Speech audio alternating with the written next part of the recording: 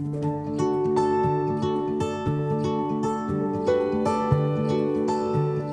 full name is Justin Peter Kofi Irabi Jones Fosu, Sr. Most people call me Justin. And what I am passionate about this topic is it's a part of my mission in this world today, to help people to better engage others, to value people, right? And it's not this kind of foo-foo, let's hold hands and sing kumbaya, right? It's not, it's really a truth of how do I respect people even if I disagree with them?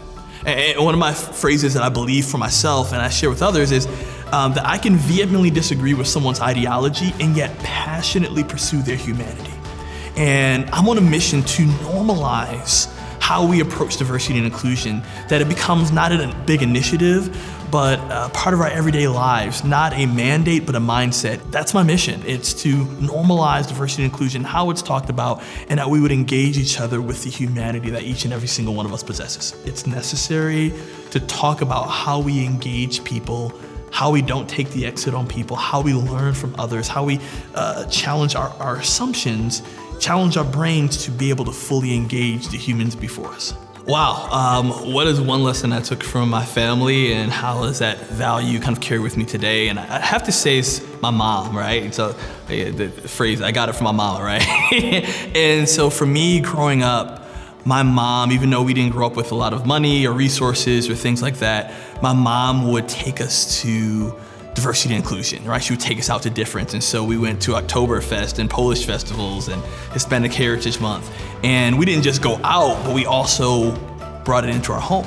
And so we had exchange students who were from France and Japan and from Germany and Brazil.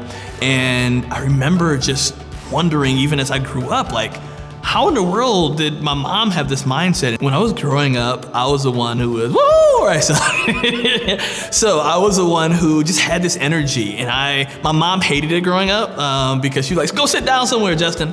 But for me, I was always kind of out exploring. I had this energy to me to experience things and people, and for a lot of people it was annoying, but what I realized growing up and going into my profession and speaking and consulting is that people actually like energy when you're doing that, right? And so I found that sweet spot of taking this high energy thing that everybody was like, oh, I'm so exhausted, to a place where people actually appreciate it as part of their learning and development. So when I was growing up, I was the high energy kid that was always woohooing. And I remember when I first got the call from Barry, and I was like, woohoo! Like, nearly in tears because you just never know, right? You're afraid of rejection. You're scared of how a person's gonna, if they value what you have to say. And so just the fact that I made it past the first round was amazing. I was like, yes, I've done it, right? And then the second round and third round.